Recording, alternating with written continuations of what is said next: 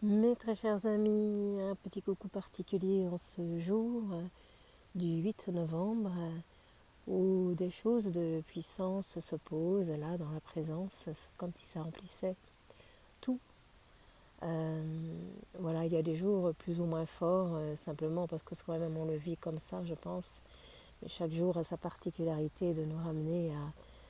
à notre identité unique, universelle, j'ai envie de dire, pour nous permettre de sortir d'une façon d'être pour juste être. Voilà, donc on peut parler de la pleine lune, mais pour moi c'est bien au-delà de ça. La pleine lune n'est qu'un repère, pardon, de minimiser peut-être ou de réduire quelque chose de particulier, mais c'est bien au-delà de cela. C'est juste pour moi des repères qui sont manifestés à l'extérieur dans l'univers, mais de plus en plus pour moi c'est se rapprocher de ce que l'on est, simplement, et qui n'attend pas la pleine lune à ce moment, qui attend juste que l'on s'ouvre à soi, à l'instant, à ce que la vie est véritablement. Et il y a quelque chose de fort, je dirais, d'indescriptible, comme si quelque chose rentrait en soi ou était déjà là et prenait toute la place en faisant de plus en plus d'étiquettes, d'identité, d'enveloppes, de voiles pour laisser juste le murmure de la vie se poser et l'ouverture du cœur se manifester dans un bel ancrage, dans une belle vérité, dans une belle tendresse qui rejoint juste le souffle de l'un qui est unité et manifesté à tous les êtres humains de quelque manière que ce soit, bien-aimé, car de quelque manière ce que je suis vient vous rencontrer et vient toujours dans les travers de vous se déposer pour vous conduire à la pleine lumière de votre beauté et de votre réelle identité.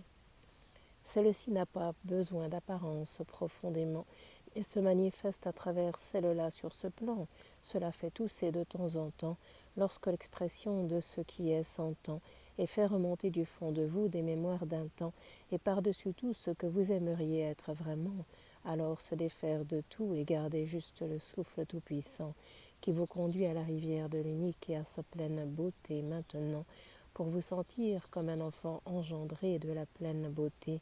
du plein amour qui retentit en vérité et qui vient en ces jours de vie vous embraser de tout son feu d'amour et de beauté. À la vérité de l'un, je vous conduis, bien-aimé, à la vérité de ce chemin unique et universel, je viens vous ramener, et je saurai toujours cela vous rendre à vos côtés, pour vous sentir amour, tendresse et joie retrouvée, et permettre à cette incarnation, comme un souffle béni, de se sentir et de se retrouver, libre dans l'équilibre d'elle-même en vérité. Qu'est-ce que l'enveloppe bien-aimée? C'est juste un corps matière qui vous est donné pour laisser celui-ci se remplir de la lumière qui est donnée et vous permettre de marcher sur la terre pour rejoindre tous vos frères d'éternité et ensemble conjuguer le verbe être et aimer. À cela je vous conduis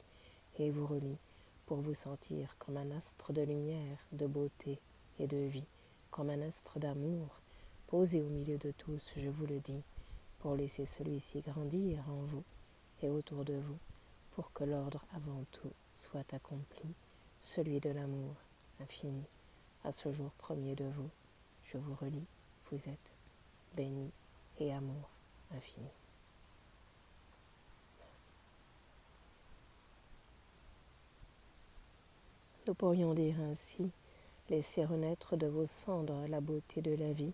et la joie de celle-ci, pour qu'ensemble un nouveau monde s'oppose aujourd'hui